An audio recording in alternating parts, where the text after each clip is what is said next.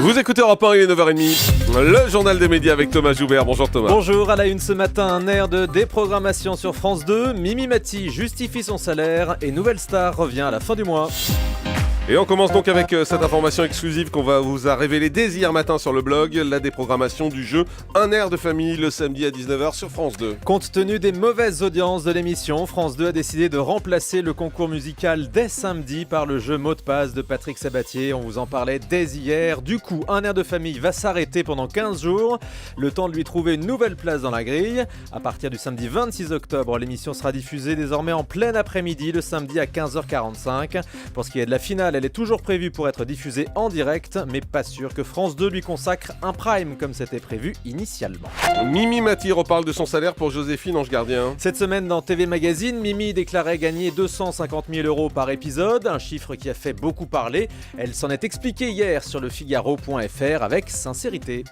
Je l'ai confirmé, ça sert à rien de faire semblant. C'est vrai que je trouve ça un peu indécent de mettre un chiffre comme ça. Il est beaucoup moins indécent que certains chiffres de footballeurs ou de stars américaines, contrairement à ce que j'ai pu lire. Je touche moins que Dexter.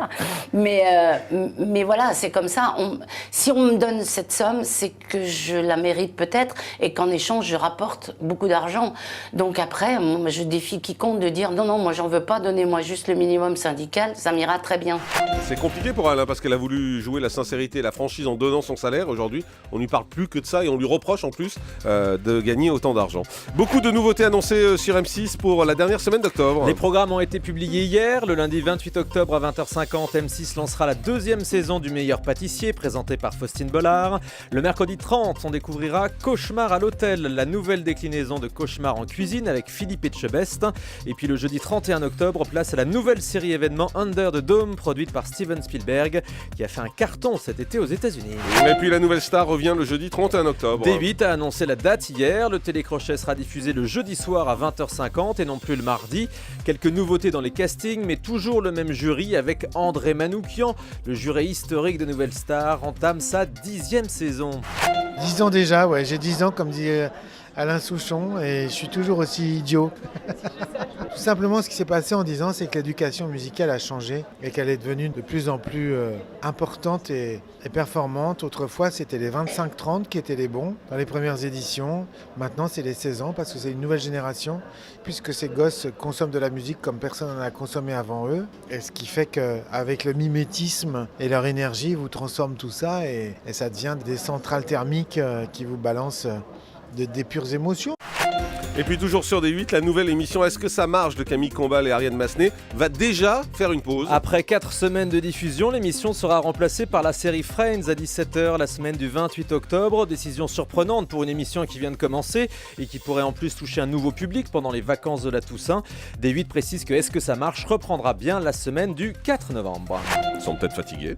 Encore un magazine de faits divers sur la TNT. NT1 s'y met à son tour avec une nouvelle émission intitulée Chronique criminelle. La présentatrice Magali Lunel se plongera dans les affaires de disparitions inquiétantes, de crimes parfaits ou de passions amoureuses.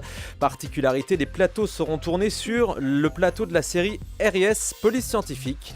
Ces chroniques criminelles seront diffusées le samedi soir à 20h45 sur NT1 à partir du 26 octobre. La France Télévisions rend hommage à Patrice Chéreau. Le cinéaste est mort lundi à l'âge de 68 ans. France 2 lui rendra hommage dimanche soir à 20h45 en diffusant l'un de ses plus beaux films, La Reine Margot, avec Isabelle Adjani. France 2 rediffusera également l'entretien que Patrice Chéreau avait accordé à Catherine Sellac dans Thé ou Café dimanche à 7h du matin.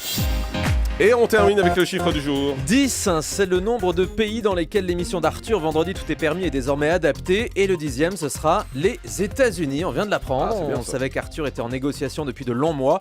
C'est fait, son émission sera prochainement adaptée par la Fox. C'est une consécration. C'est Steve Carell, énorme star de la télé et du cinéma, qui produira cette adaptation. Alors Vendredi Tout est permis en anglais, ça doit donner Friday Everything is Allowed. Voilà. Traduction approximative. Pas mal, non mais ça peut le faire. Mais en vrai, ça s'appellera Slideshow en fait. Ah d'accord.